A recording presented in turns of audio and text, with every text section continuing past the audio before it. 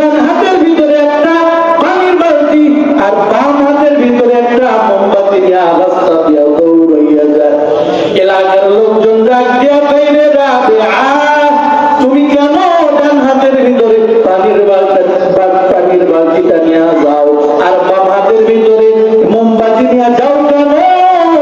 এবার রাবিআ বসরি রাহমাতুল্লাহি আলাইহি বলে, দুনিয়ার মানুষ বড় নিষ্ঠুর। বলে কেন? বলে আল্লাহ তাআলা দুনিয়াতে পাঠিয়ে দিলেন গোলামি করার জন্য। তারা তো গোলামি করে, দাসত্ব করে, আমার মাওলা পাককে পাবার জন্য না, তারা তো দাসত্ব আর গোলামি করে একমাত্র জাহান্নামের আগুন থেকে মুক্তি পাবার জন্য আর জান্নাত পাবার আশায় তারা নেক আমল করে, ঠিক কিনা? এই জন্য আমি রাবিআ জান্নাতের ভিতরে এই পানির বালতিটা দেখতেছ, এই পানির বালতিটা দিয়া, এই যে পানিটা দেখতেছ, এই পানি দিয়ে আমি জাহান্নামের আগুনটাকে নিভায়া দিব। আর যে বাম হাতের ভিতরে মোমবাতিটা দেখতেছ, এই মোমবাতির আগুনটা দিয়ে আমি জান্নাতটাকে পুরে সারকার করিয়ে দিব।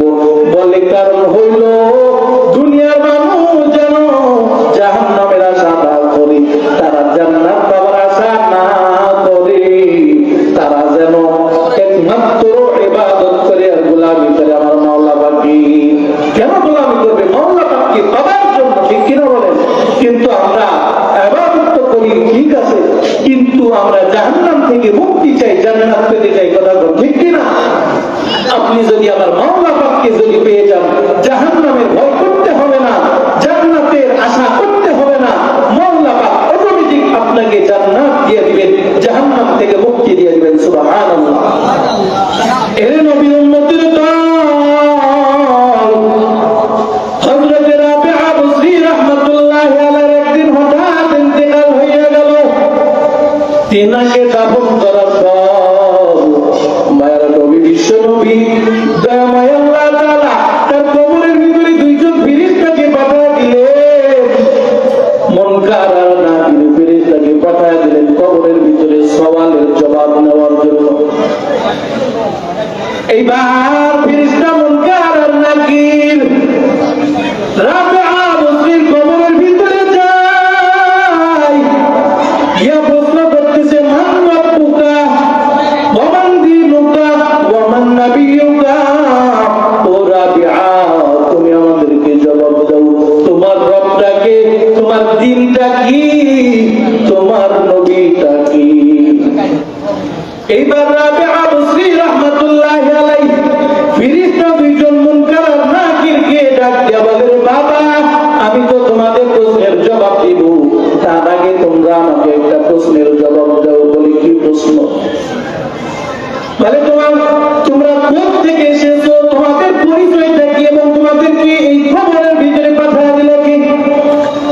ফেরেশতা বলে, আমাদেরকে দয়াময় আল্লাহ তাআলা পাঠিয়ে দিয়েছেন। বলে কেন? বলে কবরের ভিতরে সওয়ালের জবাব নেওয়ার জন্য পাঠিয়ে দিয়েছেন, প্রশ্ন করবার জন্য পাঠিয়ে দিয়েছেন। এইবার রাবিআ বসরি রাহমাতুল্লাহি আলাইহি বলেন, ও ফেরেশতা, তোমরা এই কবরের ভিতরে কোথা থেকে এসেছো? বলে আমরা এই কবরের ভিতরে আসমান থেকে এসেছি। বলে এখান থেকে আসমান কত দূর? ফেরেশতারা বলে এখান থেকে আসমান হলো 500 বছরের রাস্তার দূরত্ব। এইবার রাবিআ বলে, তোমরা যে 500 বছরের রাস্তা অতিক্রম করে এসেছো, তোমরা আমাকে জবাব দাও, তোমরা কি ওই মাওলা পাককে ভুলে গিয়েছো নাকি 500 বছরের রাস্তা অতিক্রম করে আইসা? এইবার ফেরেশতা বলে, না না না না, যেই দয়াময় আল্লাহ তাআলা আমাদেরকে সৃষ্টি করেছেন, দুনিয়ার ভিতরে কোন রকমের গুনাহ আমাদের থেকে সদের হয় না, আসমানের ভিতরে গুনাহ প্রকাশ পাই না, আমরা শুধু ফরমা বরদার বান্দা। ওই মাওলা পাককে আমরা কিভাবে ভুলে যেতে পারি যে আল্লাহ তাআলা আমাদেরকে সৃষ্টি করেছেন, যে আল্লাহ তাআলার হাতের ভিতরে আমাদের জান এবং মান। এইবার রাবিআ বসরি রাহমাতুল্লাহি আলাইহি ডাক দিয়া বলে, ফেরেশতারা শুনে নাও,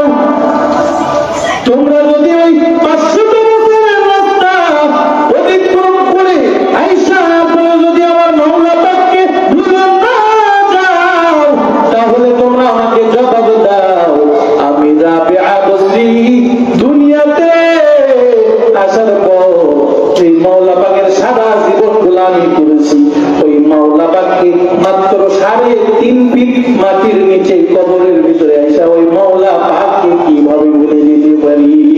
আল্লাহু আকবার। এর নবীর উম্মতের দল এইবার ফেরেশতারা বলবে, আল্লাহ